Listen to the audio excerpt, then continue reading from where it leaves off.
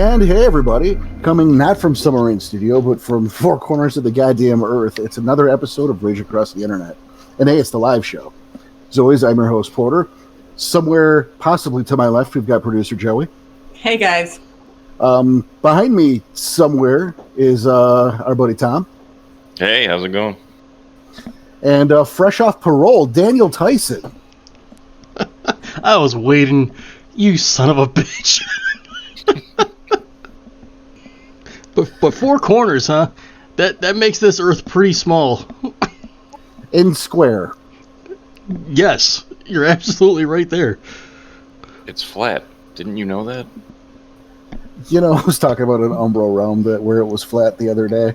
But hey, if you're all joining us, we're not alone here. We've got a whole bunch of folks with us in our Discord here to participate in our second live show, and I want to thank each and every one of you for joining us today. Tom, who all do we have in audience today? Well, we have Astrid, we have Klaus, we also have Stu, Nicole, Carrie. That's what I'm going to call you because that's what you got as your name, and your conscience. I like the your conscience. I really appreciate that. It's a good one. What does my conscience have to do with anything on this? We all need a spare conscience just lying around. We appreciate you too.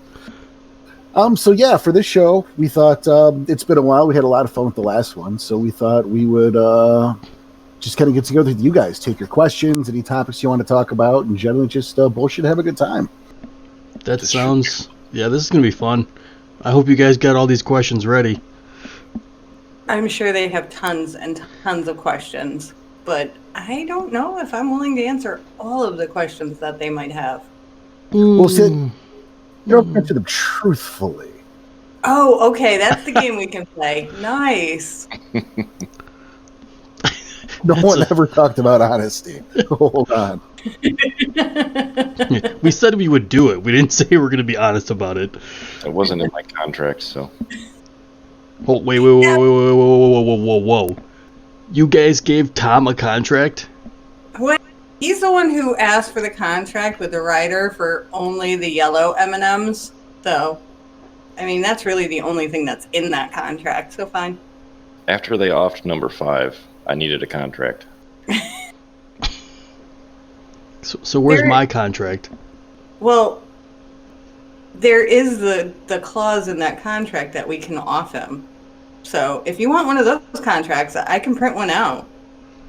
I'll stick to I guess just being free labor. There you go. It's probably safer. All right. We've got some stuff poured in, and I know we've got one or two in the backlog. Yes. Yeah. We want to hit. Well, she wanted us to make sure we knew Astrid's real name is Melissa, so if she'd rather go by Melissa, we can do that. We want to hit hers first. She was technically first to write in here. Sounds good. All right. Then Astrid/Melissa's question is, one of the things that irritates me the most is the thought that the girl are not all that impressive. Personally, I love the healers of Gyla. What is your take on them? All right, I'm going to go right out of the gate. I'm going to beat all these guys to this punch here. Who the hell is saying that the girl aren't impressive?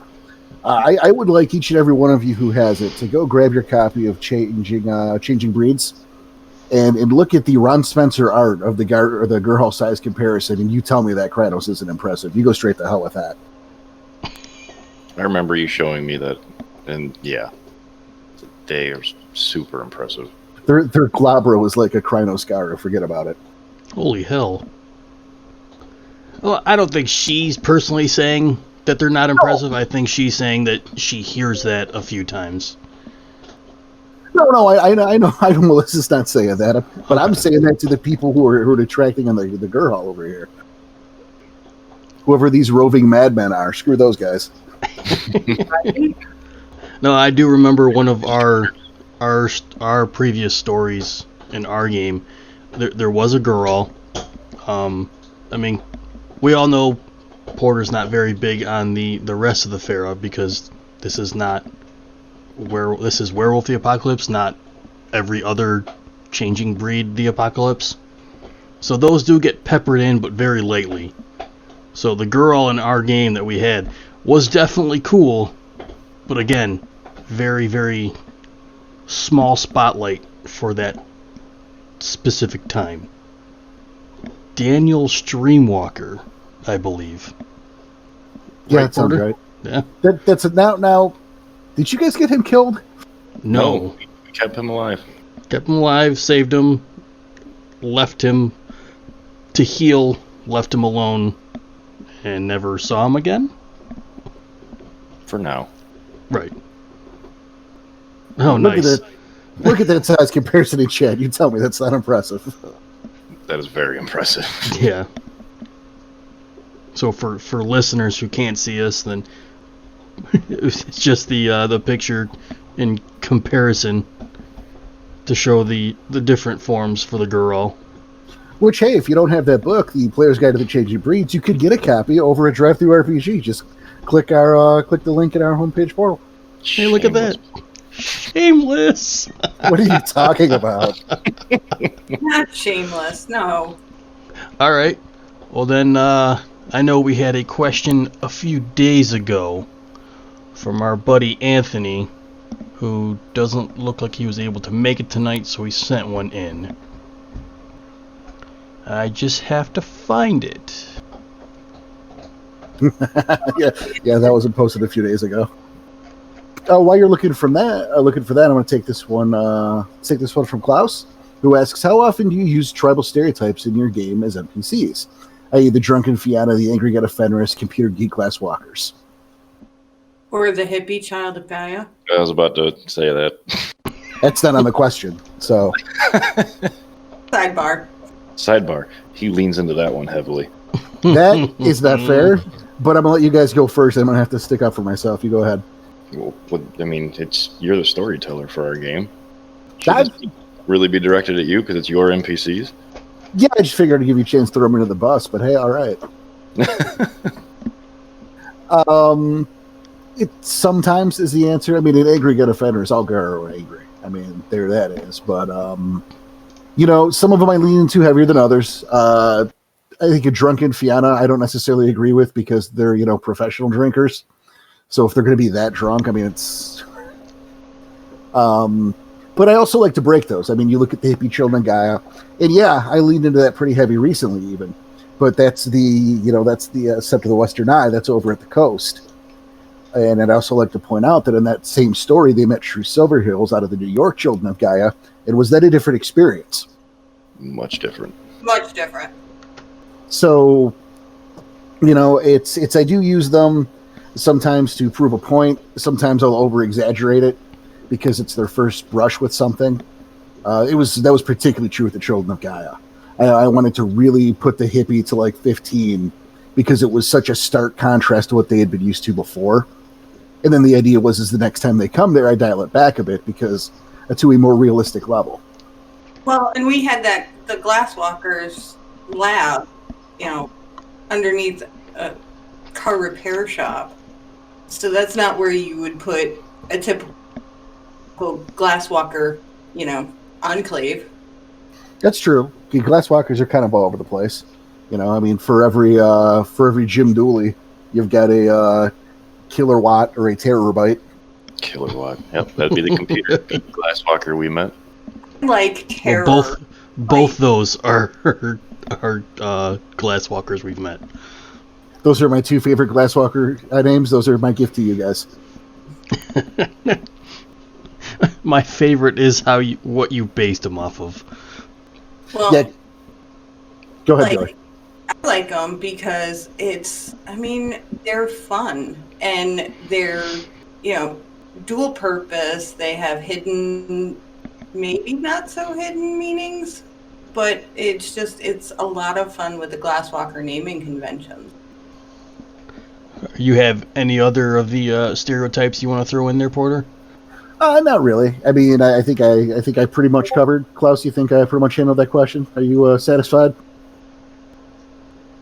No problem. What else we got? Okay, well, I'll go back to the one we had from Anthony a couple days ago that he sent in. What's the creepiest thing narrative-wise that's ever happened to us in-game. Not like someone was being a creeper, but in-game stuff. Oh, okay. I was going to say that time Daddy tried to kiss me. Whoa. What the hell, dude? You're gonna say that and not tell the story? There is no story. No, I just made that up. No, for me, okay, it's hard because I have such a long history of gaming, but I want to say that spider with Danny's eye, that was rough. Yeah, that was creepy. That was, and the way Porter had to describe it, just to make sure it hit home. Because yeah, he can tell me the words all day long, but if you're describing it the way it's trying to peek out of the tear ducts, and it's stretching the bottom of the eyelid to try and get out, and the amount of pain and sharpness, like I said, it had to hit home, and yeah, that was a bit creepy. Yeah, and to further back that up, they were he was peeking through the gauntlet and botched. Yeah. And so I had a pattern spider come out of his eyeball. Or out from behind his eye. Right. Now, me, the creepiest thing we've ever had to deal with in-game, I will say, is the, we'll call it, we'll air quotes with artwork from my good friend Vermilion, the Black Spiral Dancer. And when I say artwork, I mean absolute disgusting, oh man, horrific scenes of death. Was that the first time or the second time? Both. Second got me worse. Yeah, the kids that were strung together like paper dolls, that was pretty bad too. Yeah. Yeah, like every time we've had some kind of, like there was the first time and it was more of the hinting towards it, was the dorm room where a teenager, a college student, someone drew like a picture of like Picasso but with the girl's blood. And we didn't know who it was at the time, but it was just like disgusting the way he had to describe it. And then the next time there was the, was it the Blood Eagle? Yeah, I believe the foundation, yeah. Yeah. Now, if you don't know what the Blood Eagle is, go watch the show Vikings. Oh, man, was that... And again, Porter has to describe these things. You don't see that, so he's got to describe them, and yeah, that makes it even creepier. Thank you. Yeah, I'm not putting Porter down for this. He's very good at describing things. Sometimes it's a little scary how well he describes them. Oh no, I was particularly proud of the pregnant woman. Ooh. That's the one that got me. Because I was the first one to see it. Go ahead, tell them what that one was, Tom. Well, as I was peering into a hut hanging from the ceiling, I think it was a chandelier, was a pregnant, should have been pregnant, but had the head of a Krynos coming out of her lower region. And she was just completely gutted up. See, I'm not good at explaining this like Porter would be. Creeped out just remembering it, aren't you? Yes, very. I'm kind of twitching over here. Vermilion is an artist, and his work will be respected. I don't know about respected, but... Well, what about you, Mr. Storyteller? You got one? Honestly, I don't know that I do. I could make another joke for Funzy's answers, but I don't know that I do. I took over the helm storytelling in, like the mid-90s, and I've probably played 15 games since then. I don't have anything that compares, I'm afraid. So, sorry for the loser answer this time. Oh, no, you're fine. Yeah, I think you're getting enough credit with the amount of stuff we're telling about the game here, and the stuff we've had to deal with. Alright. Next question. Yes? Yes. Alright, we'll go from Charybdis here. Okay, guys, we all love the game, the setting, and the mood. Name something that you don't like about Werewolf, or the way White Wolf solved or tackled a topic. For me, I'm a little too wet behind the ears on that question. I really haven't had anything rub me the wrong way yet. I mean, I'll go a little bit the same, because I think if anything that Porter's not really fond of, again, Porter being storyteller, so his rule is all. If he's, yeah, that's what I mean. Like, if there's something he's not very fond of, he's changed it for our game to make it, I don't want to say easier for us. That sounds a little too cliche, but maybe easier to run the game. I don't know if Werewolf or White Wolf in general solves topics. Like, that's not really their jam. You know what I'm saying? Like, they point out the problems and they let us come up with the solutions if we want to. That's not a bad way to put it. Porter, you got something? I got stuff. I mean, I don't want to sit here and go on a tirade for the next hour. I probably could. And I think it's funny. I think I saw a meme somewhere at some point that talks about how, you have all these people who talk about how much they love the World of Darkness and how they hate 75% of it. And it's not like that for me, but... I've seen that. One more time, Joey? I know you don't like the 7th generation. I don't like that there's a cleaning product called 7th Generation. But if there's something, and I think Danny kind of nailed it on the head, is like, I think that largely the stuff that I didn't like, I golden ruled, so these guys don't even fucking know about. At least Danny and Tom. Right. But I have done extensive surgery to how combat runs and in some of the limitations therein. For example, you don't split dice pools in my games. Right. You can use range gnosis and willpower in the same turn if you want. I feel it allows for a better expression and creativity during your turns. I don't want to limit everybody. I think when combat happens, feel like a superhero, make things over the top. That's fine because this isn't a combat-centric game. At least mine isn't. So it's things like that. Go ahead, Joey. Until Tom kicked somebody through a house. Mm-hmm. Yeah, but that shit was legit. I mean, that wasn't even a golden ruly thing, It was a really good roll. Yeah, he had a really good roll, and the other guy was completely unaware of his existence. Until he found my paw in his chest. But yeah, I don't want to limit. I want the limit for these guys' actions to be their imaginations and their roles, and not a rule that a man in Chicago came up with. No, I get you, and I appreciate being able to use that creativity. Because it is a big deal, and it makes for more detail in the story. Instead of he clawed you. That okay. That's no fun. But rather than pivot off the 1 foot, clawed, and pulled the hand back and holding for a defensive block. Something like that. Well, here's one for you. How about something as simple as you watch a pack-mate go down because they got hit hard. Mm-hmm. So you're able to, use Falling Touch on the opponent in front of you to break away from him to rush to your pack-mate, administer Mother's Touch. Saving that character's life, possibly.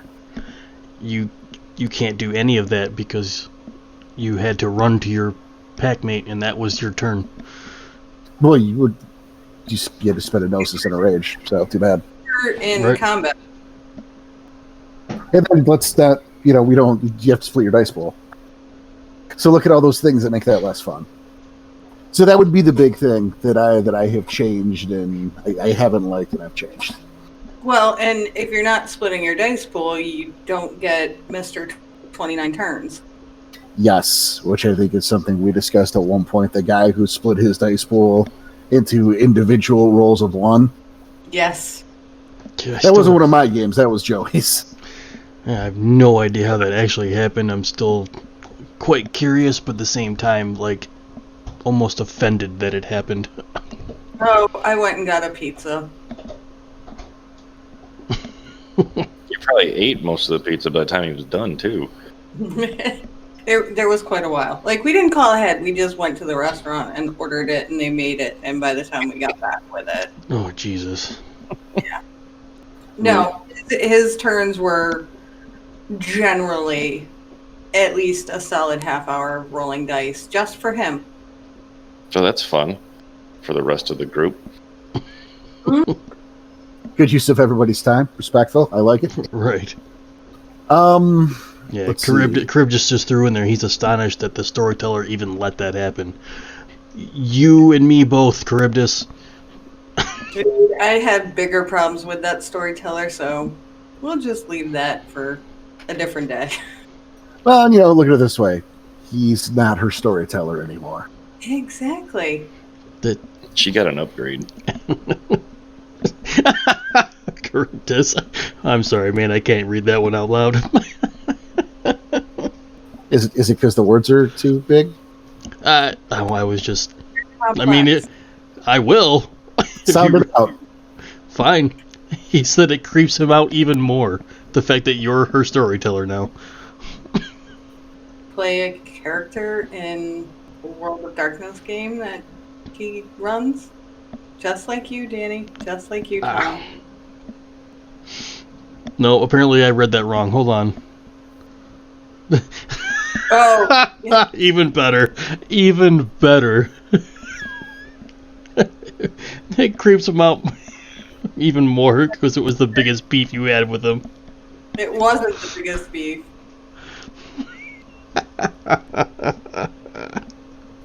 Tom, do we got another question? We do. This one from your conscience, actually. So you have often referenced your past chronicles involving vampires. Are kindred only viable to be black and white antagonists, or can they be used in other ways by the storyteller, like temporary allies, if the group's goals align? I would like to hear what you guys think about that before I answer it. Well, he mentioned vampires in the question, and I'll, we go back to the guilty, right? There was I mean, yes, Tom ruined the ending, but it was a different ending, in which case we might have had to, I don't want to say be allies, but, come to some kind of truce with the vampires that were in that area that we were for our game. So I kind of think of it that way, but again, maybe not allies, but I have so many thoughts on this because no, they're never gonna sit down at a table and talk shit out. They just aren't. They're enemies. They're coming at it from completely different experiences, and they're both extremely convinced that their way is the right way, and werewolves happen to be correct, and vampires are sneaky, shifty bastards. I'm so proud. That coming from the vampire expert. But I've played vampire and been trying to kill every single little fuzzy butt out there.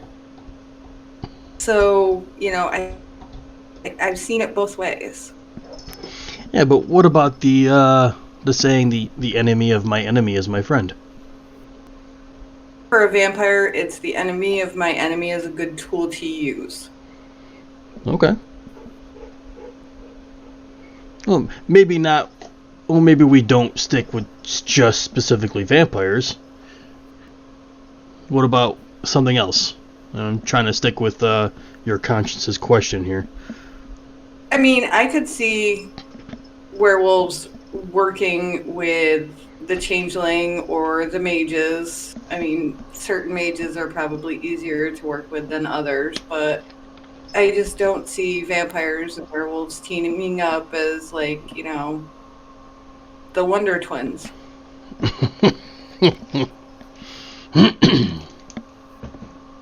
Tom, you got something? I'm pretty much agreeing with Joey on this one. It's like apples and oranges. You can't mix them. Well, you can. That's called juice. But fruit juice, even. It's more like apples and Buicks, Tom. Come on. Oh, sorry, apples and Buicks. I forgot the saying. Turtle people, clowns and turtles. And to be clear, folks, clowns and turtles are the two things that are the most different. I have a hard time believing that, but okay. Okay, here's the thing. Here's my take on this. Is that number one, if you have a vampire and a werewolf working together, someone thinks they're getting one up on this situation. Somebody thinks they're taking advantage and using the other one. They probably both think that, and it's going to run poorly for somebody. I can see the appeal of I can't see the appeal of wanting. I know that there is an appeal of wanting to have them, be pals. And I can, to an extent, see situations where, you could use, vampires being used for information, being allowed to, we're going to let you live stupid, but you're going to tell us some stuff. I could see something like that. And even then, I'm sure in the vampire side, he's plotting something too. I saw a post in the werewolf Facebook group, or it might have been the Onyx Path forums. It's been a while. But it was bitching about how the Garu are terrible bullies and that they can't just be friends with the vampires and how that's terrible and racist. What? Is that coming from a vampire player? I think it was the meme. I think it was coming from a moron, but there were the people who.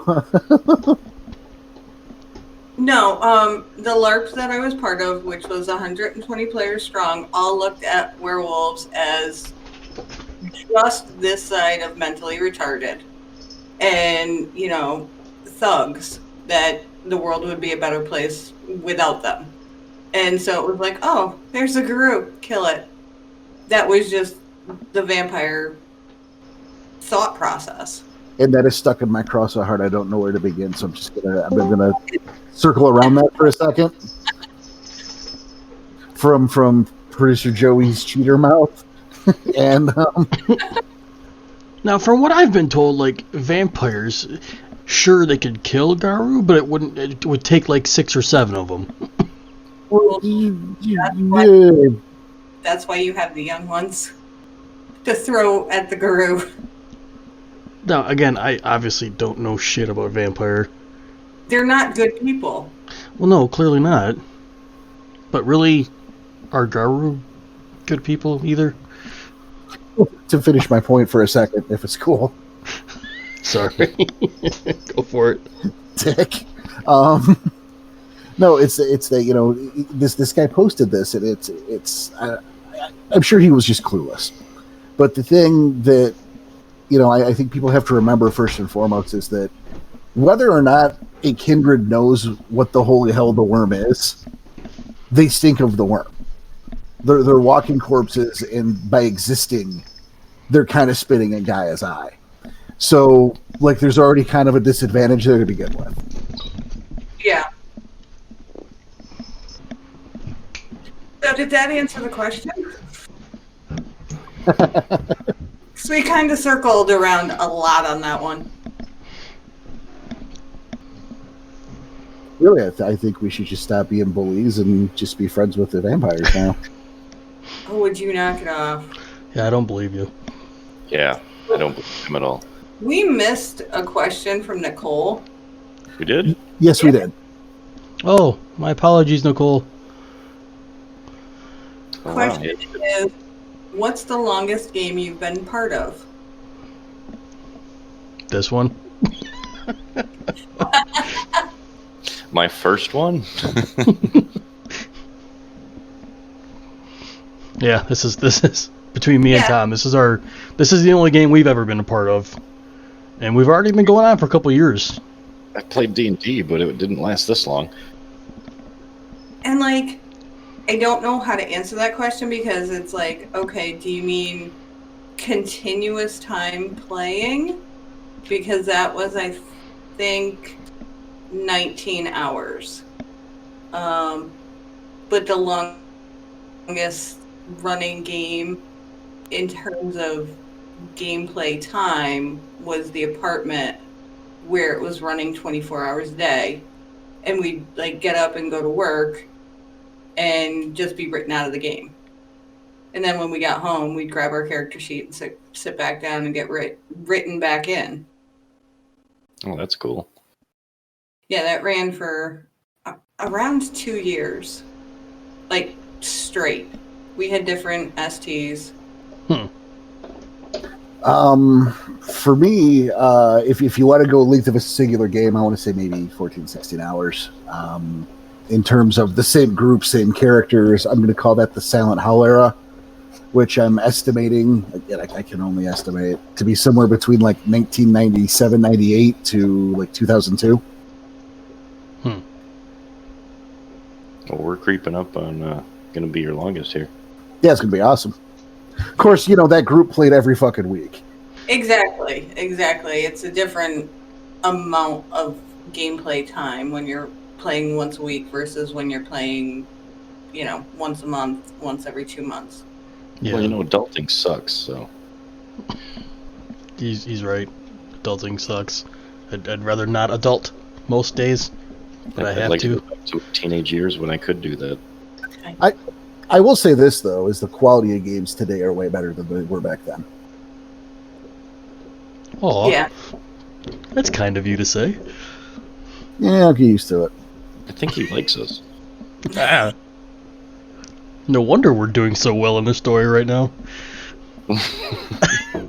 That was all on the hot dice from Joey. Yeah, okay. Yeah, she gets... I'll say she gets about 80% of that credit.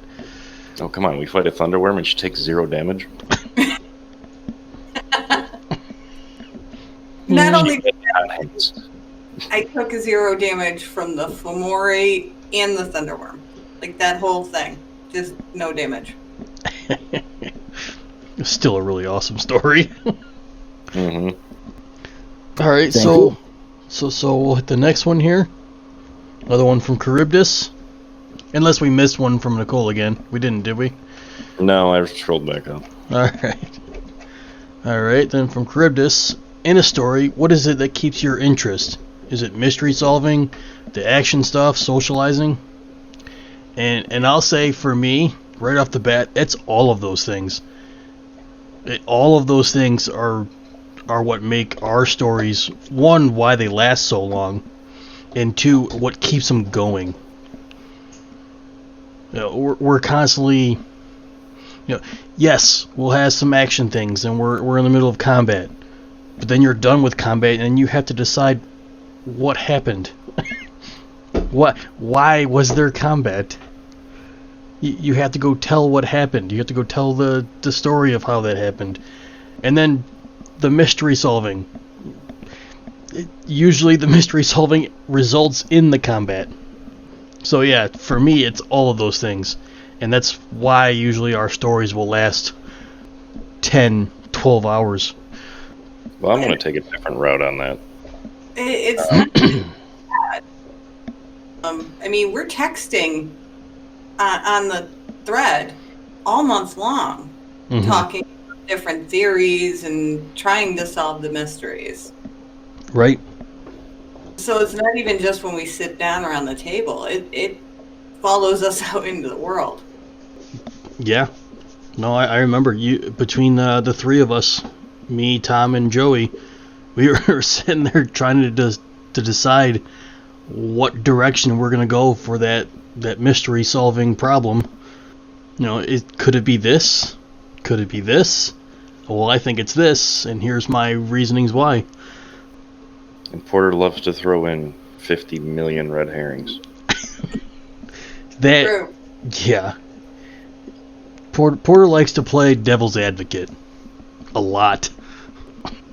Well, it's because you want to talk about the thing, and I obviously can't talk about the thing. So I will just play devil's advocate, so I don't accidentally give you guys anything. See, and I miss the days when I could read you like a book almost. You had to change up your writing style pretty quick. Or I just stopped playing softball. But that too. I'll give you that one. But Tom, you were about to break into a thing. You said you were gonna go the other way with that answer.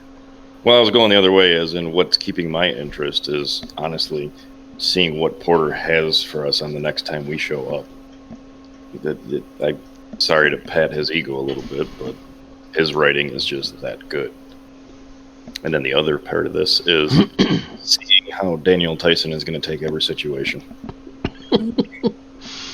Get his tinfoil hat out, Yes, the tinfoil hat keeps me entertained. Yep. Very. There are 3 questions before this, but I have to point out that, as you said, that Charybdis is how many strings and pins does Danny's conspiracy wall have? I lost count. Yep. It's not just one wall. He has turned the corner, and he's on the second wall now. I mean, it's nice because we just mentioned that Tom, Joey, and myself will have a text thread going, and talking about the different conspiracies and different ideas of where we're going, and that's awesome for me. So I don't have to do that myself. and when someone walks by me at work, I'm not talking to myself anymore. Oh, you still are. It's just No, just not as much.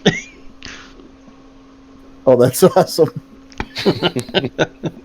No, it feels good to bring them on that train with me.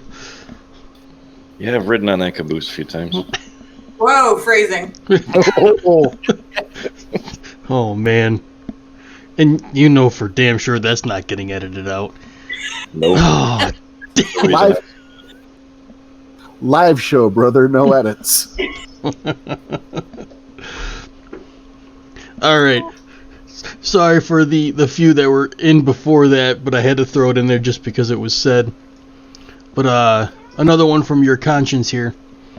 The setting allows for various time settings, like the Wild West, the modern era, and even the apocalypse. What do you feel is your favorite to play in, and which do you feel is the quintessential Werewolf of the Apocalypse setting? I'm open to you guys first in case you have an opinion or something you'd like to see, and that's, I feel like, in the spirit of it. It's difficult for me to answer because we only have the setting we're playing in currently. But I kind of like the era we're in though, because it's not quite the most modern one. It is set back in the 90s, but I liked that time. I won't lie, that is my favorite because it's like you got the technology a little bit more for the glasswalkers to play with. There's more Weaver, and you can relate to it better. Most of us, we lived in the 90s, so we know how it is. And it's not, super technology like it is now. I was playing World of Darkness in the 90s. But I'm just saying, that's the time setting. I like the time setting we're in because there's not cell phones yet, stuff like that. I have actually played a Wild West game, and I didn't really get into it, but I think that was, again, about the storyteller and the level of craft. I am interested in playing a Wild West game, but not at the expense of Porter's game. Yeah, for me, it again is the 90s, and I do think the quintessential setting probably is the 90s because that's when these books came out, and it's almost, there's a time capsule feel to it. Yeah. But aside from that, that kind of time capsule quality, it is kind of no matter what they've said, it's the technology, but not too much technology. The idea of your pack is going to spy on some shit. They're doing some recon, and then they find 2 packs of spirals over a thunderworm pit, for example. Well, in a modern game, they can just get on their cell phone and go, "Hey, we need help." And in fact, there's I believe it's a Glasswalker gift that you can moonbridge through the fucking phone. So it's dial-it army, to where in a 90s game they've got to go find a payphone and hope that nothing has changed while they're running around looking for a payphone. I mean, you also had that where that technology was starting, so so you could have some exceptions, but it's not everywhere. And I feel that detriment in the technology is helpful to build tension, to put a sense of urgency behind something. As far as those other settings, I'm interested in a Wild West game, but I'm also not a massive history buff. And I feel like that's important if you want to run a game in those past settings, because you need to relate to your setting to really make it alive. And I'm not confident, like a Dark Ages game. I like the Dark Ages. It's a cool time, but what the fuck am I going to do with it? I don't know what I would do with that. You guys are in the forest, and it's still forest, and now there's more forest. And how is this not D&D now? I'm gonna have a kobold jump out of the bushes at you because I don't know any fucking better. It's wasted on me. I appreciate. I think it's cool. It's wasted on me. And like Sergey's talking about the Nokia brick and cell phones being out in the 90s. Yeah, there were cell phones out in the 90s, but I don't know a 15-year-old that had their own smartphone. It's just the level of availability. Absolutely. And you guys have well, Joey, you haven't been to the sept yet, to the home sept, but there are pagers. That's part of it too. Hey, this home is beeping you. Freezing? No. Home is beeping you. It's just funny to say, that's all. So, alright. Are we ready for the next question, or would you have a little bit more? I feel comfortable with that answer. Okay. We got another one from Melissa. So, there are lost tribes like the White Howlers, the Croatan. What would you do if a player wanted to play from a lost tribe? Would you find some way to redeem that tribe or resurrect some survivors for your personal game? I would say no. And to be fair, because it's never just no, it's no, and here's why. That's a me thing. Because it's a bad idea. My Virginia games. All right, there was this kind of Lost Fourth Chronicle I called Crovanimus. And the purpose of this chronicle, it was skeletoned out at 26 parts. It was going to take 3 years in game, and it was going to be the story of how a couple packs of Garu banded together to bring, quote, White Lion back as a pack totem, so that one day maybe the White Howlers could return. Emphasis on maybe. Right, because it's not that easy. Right. It certainly shouldn't be that easy. I know Golden Rule, but look, I stay by what I said in fucking episode 2. Just because you can doesn't mean you should. Mm-hmm. And I had this thing fairly skeletoned out. And yes, surprisingly, I had red herrings all over the place. It was the pack with some of the elders from their sept, a new pack of Garu they had just met, and for you guys, Danny, Joey, Tom, that was Defense and Desire in the actual elders. So you're running with like Kasai and Jonas and Swimming Bird. Holy crap! Yeah. And it was going everywhere from the Shadowlands to the Abyss to you were hunting down mages, looking through the battlegrounds for clues for artifacts to try to find a spirit. They were doing everything under the sun. And, eventually they would have been successful. But here's the thing I realized, and this is why it never got run. One of the reasons is I realized that once this was over, right? Theoretically, they do this. They win. They bring back White Lion. And he's going to be their pack totem now, because you don't bring him back and then go, oh, yeah, I don't want your help. Fuck you. That's not how that works. No. So now he's their pack totem. I mean, he's weak as hell, obviously. But you got to start somewhere. That's admirable. But what did you just do? Lion, after the fall of the White Howlers, joined Griffin's brood. So now the Red Talons have a fucking blood feud against these players, specifically. The nation is going to be torn in half as to whether or not to allow this to happen.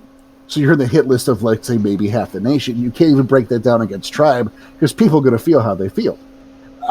Then you have the idea of you're going to have to expand Lion's influence. So this game has now turned into, let's someday try to resurrect the White Howlers the game. And that's untenable. Yeah, that doesn't That doesn't even sound interesting. Yeah, you might have fun with that for 2 or 3 stories, and then you're tired of it. And even if you're not, that's not the game you signed on to play. That's not fair to do to people. Right. It's what that game is a gimmick character in long form. There you go. So that's why the answer's no. See? It's a bad idea. It's not just no. It's no, and here's why. There's a lot of cool questions out here. I'm excited. No, I know. Okay, Danny, next question. All right. That one was from Melissa. Then we'll hit from Stu here. So, do you have any advice for someone wanting to start off or build confidence as a storyteller? Maybe ideas for a first game or even the size of a group? Personally, I won't play with more than 5 people. I think it gets a bit too cumbersome. That's my mileage. Simple is the best way to start, and it's okay to start simple. Make it personal. And I don't know if it really applies here. I've been itching. Well, we're going to do that the post-mortem on the Patreon soon, so I can hold off there because I don't know if it really applies here. But even a small idea, it's okay. You have plenty of time to work up to killing the Nexus Crawler, or taking out the Worm Hive, or even the Spiral Pack is a lot. Okay, so one-off monsters of the week are fair game. It doesn't have to be a chronicle that leads from A to B to C, under a microscope. You can eventually bring it around and, 3 chronicles later bring somebody back and they go, oh, that's what they were doing. Does that help, Porter? A little bit, yeah. Thanks for the little push there. That was some fun mind flooding right there. Okay. AST to the rescue. Holy shit. I'm glad you dusted off that cape over there. Yeah, I mean, the small games, especially starting out, can be the best. And, Monster of the Week, just to get their feet wet, that's great. For these guys, I ran a 4-part chronicle, just 4 stories. In the beginning? Yeah, just to see if we like it.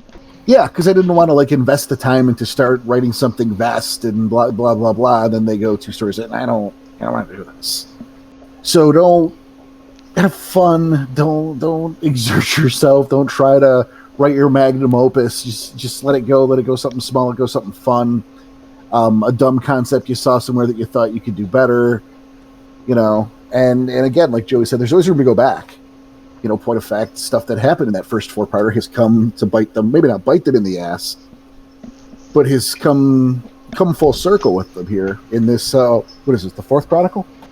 5th. Yeah, 5th. If you're counting the 4-part story, the short one as the first one, then yeah, I think this would be 5th. Maybe you're players. And let's not forget that there's still a vial of Hunter's blood hanging out with Edabisi. She wasn't even there for that story, and she remembers it. I remember it. I try to forget. You'll never forget. I know. I just love making Danny paranoid. And sweat a little bit. My favorite part about that is I've said on multiple occasions that's a dead thread. Yeah. And I keep coming back. And I don't believe you. It's not going anywhere. I still don't believe you until that vial of blood is back in my hands in that game.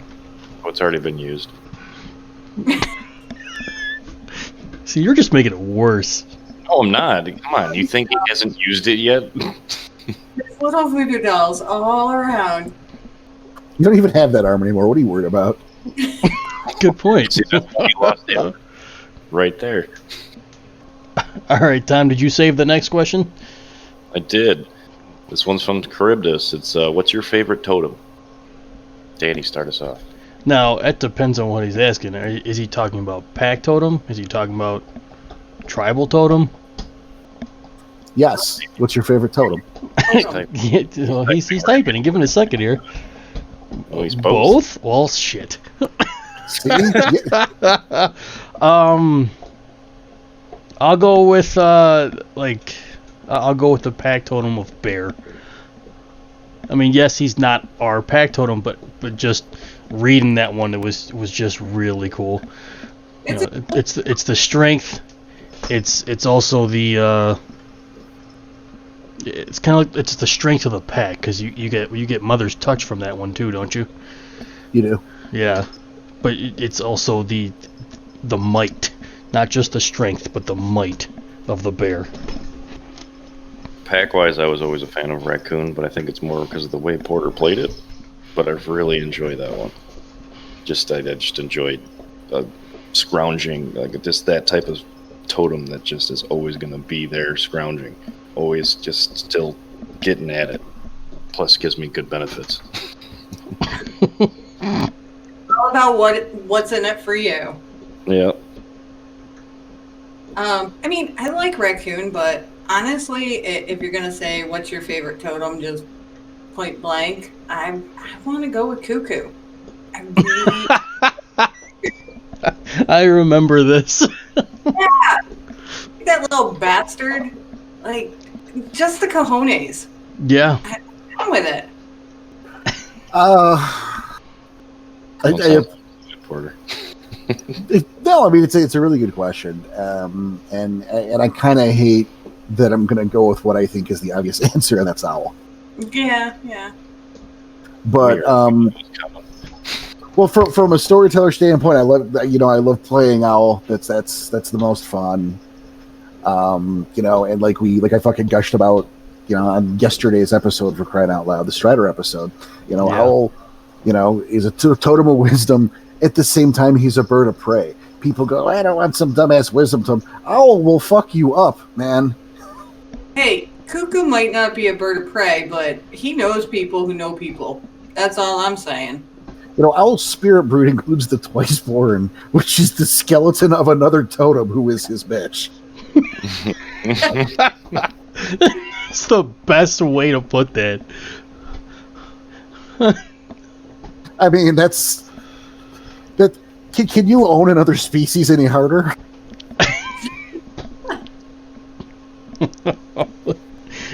Now, I've said it as pack totem was bear, but if you want tribal totem, I'm probably going with Fenris.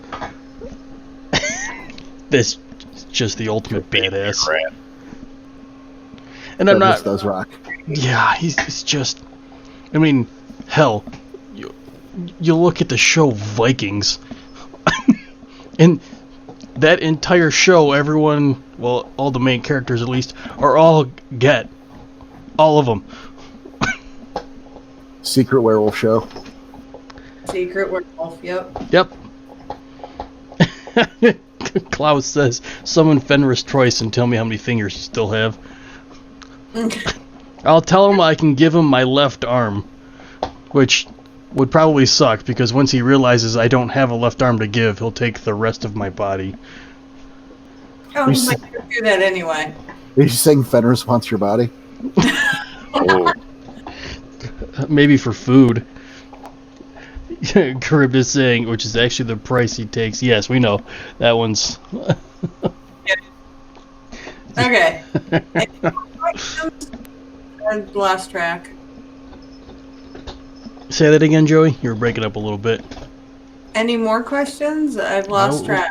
Oh, we've There's got a one few. more. I got one more at least. This one's from Sean. Sorry. How do you manage spirit brood conflict in the long run? I have so far been fortunate as to I haven't had to deal with it. The closest I can give you is a conflict between one of my NPCs having offended a spirit, and that's a case of our old buddy Sekhmet Rainmaker. Okay, share the story with the class. Yeah, I was gonna say, how did Sekhmet That's it. He's just leaving offend? you with that. No. So I had a little technical issue there. I'm sorry, guys. Sekhmet was once upon a time dealing with the spirit of grain. And if you're familiar with grain, she appears as a human female who's rather well endowed and wears kind of a low-cut top. And Seckman had trouble finding where her eyes were.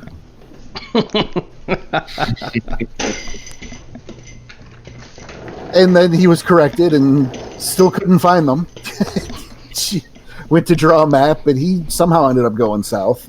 And so now he has been forbidden to finish any beverage that would contain grain.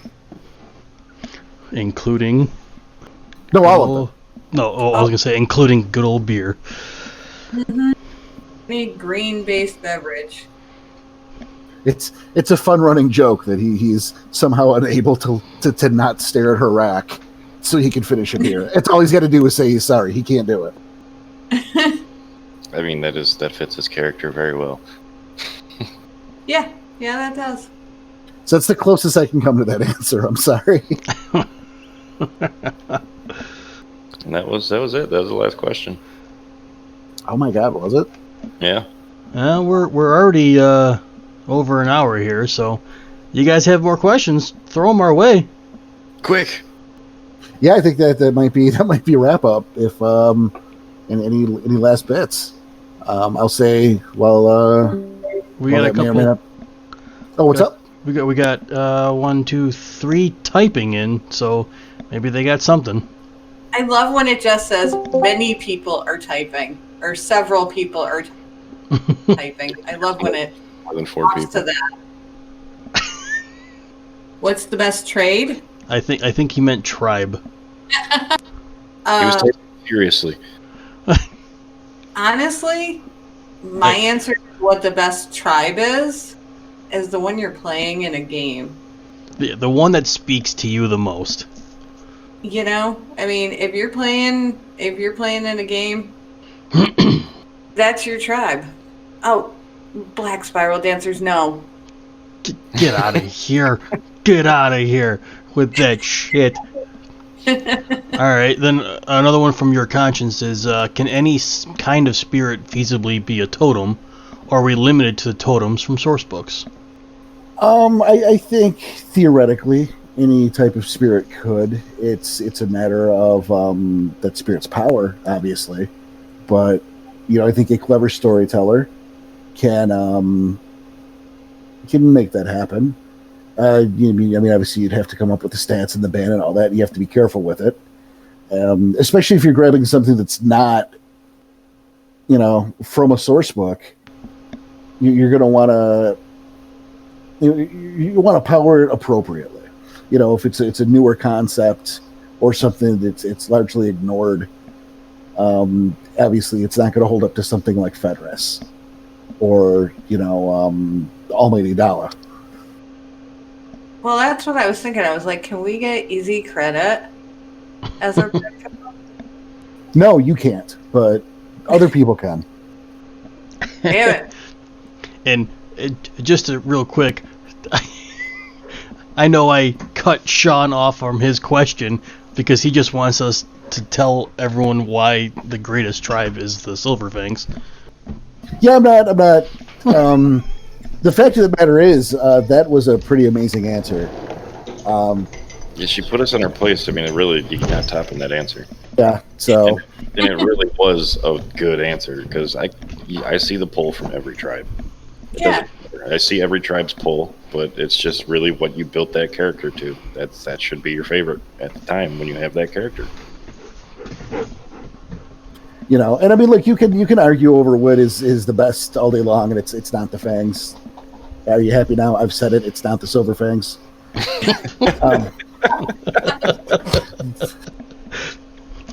Every tribe except the Silverfangs is the answer.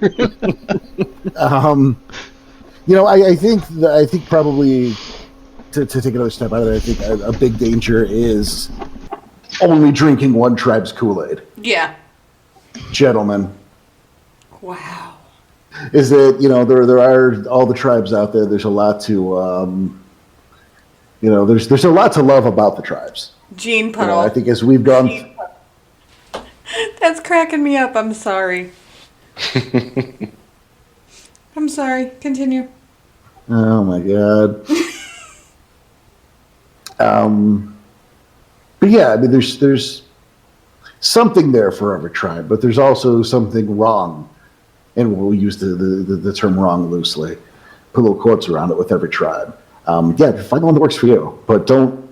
There's more than one good tribe. I don't care which tribe you think that is.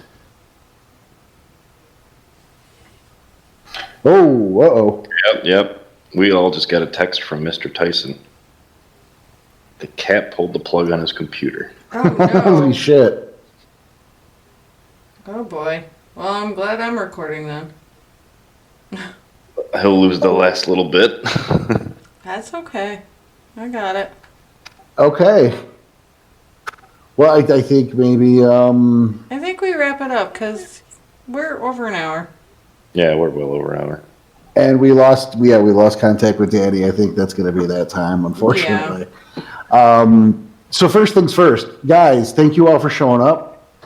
This has been a great time. I'm really glad to have been able to do this with you guys.